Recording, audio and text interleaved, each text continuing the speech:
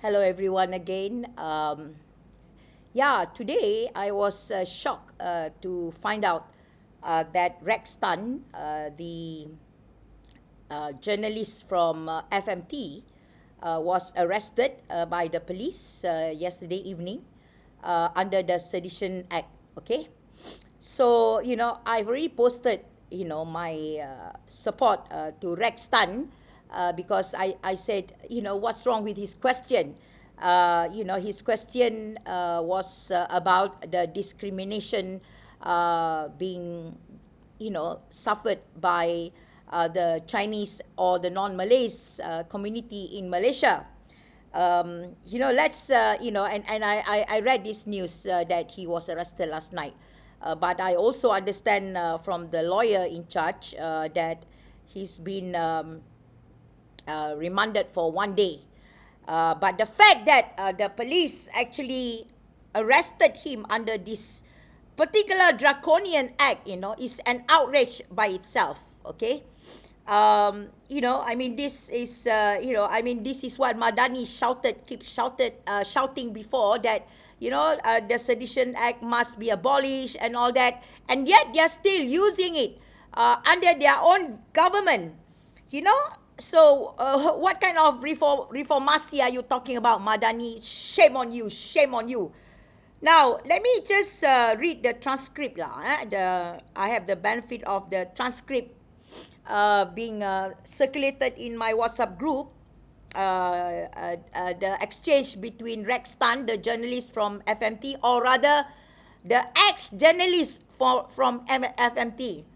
I am not sure whether he was asked to resign or he resigned on his own free will. But obviously, I don't think he would have resigned, if not because of, pressure from FMT itself.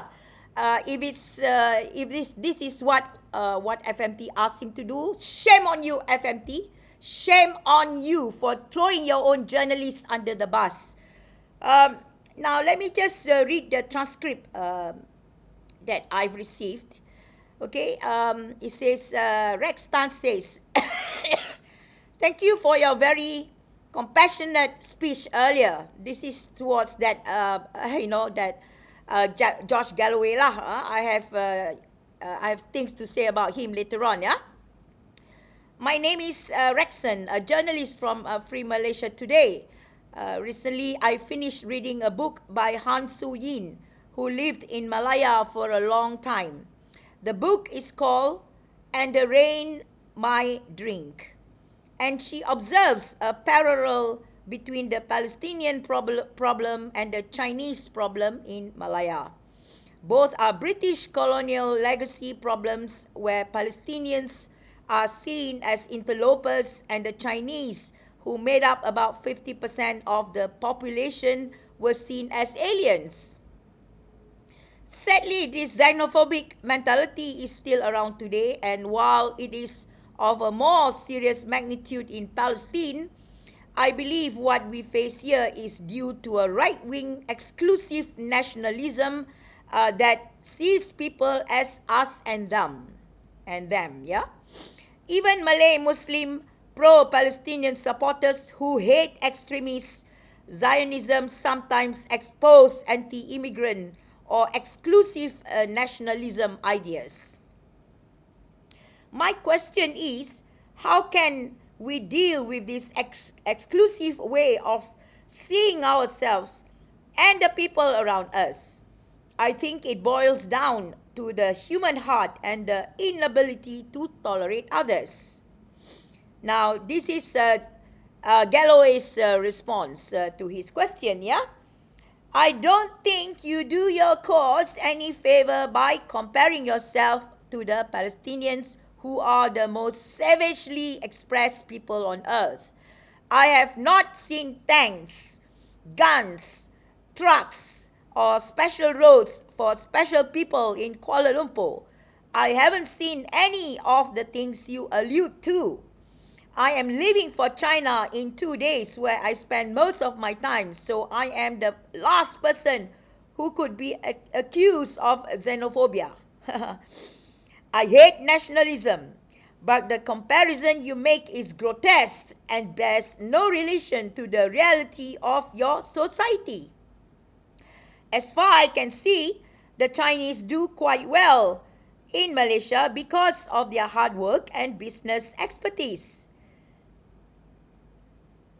To suggest that this is an apartheid society comparative to Palestine is unfortunate and a little bit embarrassing. So I shan't spend any time on it. So that's what actually exchanged between them two. Okay. Now, the point is, people should know who is George Galloway. Okay. They have. If you just search the internet, you will see that he's not actually a character that the Brits look up to. I will just read some of the comments by the Brits themselves against George Galloway. Okay, so George Galloway, although fairly articulate and precise in his deliverance, he is not always the brightest light in the room. He is fiercely biased and doesn't always see the bigger picture. But George Galloway is self-promoter of George Galloway only. Okay, now this comes from people of from people on the line online. Okay, this writer said George Galloway is a grifter, a con man, and the only thing he cares about is himself, his own bank balance. His A4U party is riddled with bigots. It's basically the Scottish UKIP party. Plucking something out of George's back catalogue in isolation might have you think that sounded reasonable, great. But the man is all his pieces, not one. While there is no perfect person in the world, George has repeatedly behaved in ways and said things that undermine anything reasonable. He may have once said one old sunny day about socialism and workers' rights. And then he said, George Galloway is not to be trusted. Now, one start to wonder, now we have to ask the question, how much George Galloway made out of his appearance the other day during this exchange, yeah? And somebody else called George Galloway as an odious bag of shit, okay? Right. Upon hearing what I actually read what Rex Tan questioned George Galloway, do you think it's wrong what he actually asked? It is a fact that the non-Malays have been discriminated for donkey years, in preference of the majority race. You don't see this in the world except Malaysia, where the government protects the majority whilst the minorities are being oppressed with discriminative policies, with a lot of things. So don't deny that this is happening in Malaysia. It's a fact, and we must start talking about it. So when this brave reporter, Rex Tan, actually asked question, he is asking a legitimate question. He is the best person to ask the question.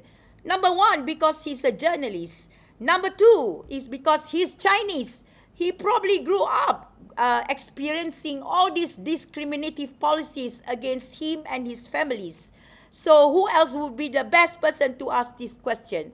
Now, all this vilification that Rex Tan is receiving and the persecution by the government, by the police against Rex Tan is because he's Chinese.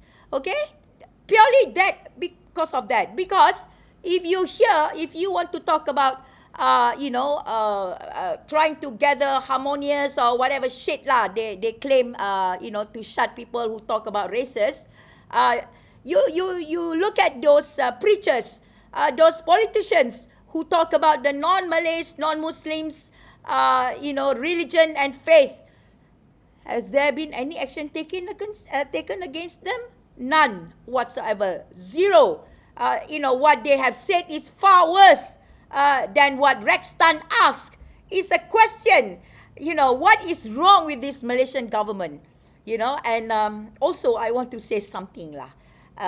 Some people said, oh, despite whatever Madani does, who is the next alternative? Oh, come on, people. There are 32 million Malaysians in this country at the moment. If you still have that sort of mentality, thinking that only PN or PH, you have a choice, only choose PN or PH, then that is your problem. This is why we will not progress. This is why this country will go down the shithole. Because you only think either this and that. Oh, again, when I read On Kian Ming and KJ trying to form a third force. Oh my God, how people are getting excited. Well, of course, many don't as well because, these are characters yang sudah basi, we don't want to recycle the same characters, we have to cut off this this worshipping of a character, of a person, just because they are from DAP and KJ was this or whatever shit. We know they have been in the government and they did nothing. They did nothing to change Malaysia. No, so, why do you keep thinking of these recycled people over and over again? Give a chance to new faces, new blood. There's PSM, there's MUDA, there's PRM, independents, even if you don't know them, but give them a chance, and let them try and rule. If they are not good, we cut them off. This is the power of our vote every 5 years. And if you keep thinking that only big political parties can run a country, you make the biggest mistake. Because all over the world, you just check. There are many, many small parties. Once they win, they get together and they form a government. I don't understand the mentality of Malaysians, when I actually read their comments as if there is no one else in Malaysia to actually take this country forward. Always the same very people they think about. It's time for you to change, people. I have already said that even if they put a lembu in my constituency when it comes to voting, I will vote the lembu because at least the lembu have not shown the stupidity of the politicians that we have seen right now. So seriously, people, we must call for the government, to abolish this stupid Draconian act in which they can use against people who raise their voices, who say something, which is legitimate question. Even Rex Tan did not raise the word apartheid. The one who actually raised it was that George bloody Galloway. And I wonder why people call George Galloway to come here to give a talk, because he's so pro-Palestinian. That's why, but, people don't check, his credentials or whatever, how he's being treated back in his own country. Seriously, this is why there's a lot of wrongs in Malaysia, and inviting such a person to a country who is very biased in his viewpoint, that shows what kind of people the organizers are, okay? So really, how much money being paid to George Galloway for his talk here the other day that caused the controversial. He's the one who used the word apartheid, not Rex Tan. Rex Tan asked a very legitimate question, which is truly happening. There may be no guns, no trucks, no, all those nasty things, but there's discrimination. And I have said this many times over.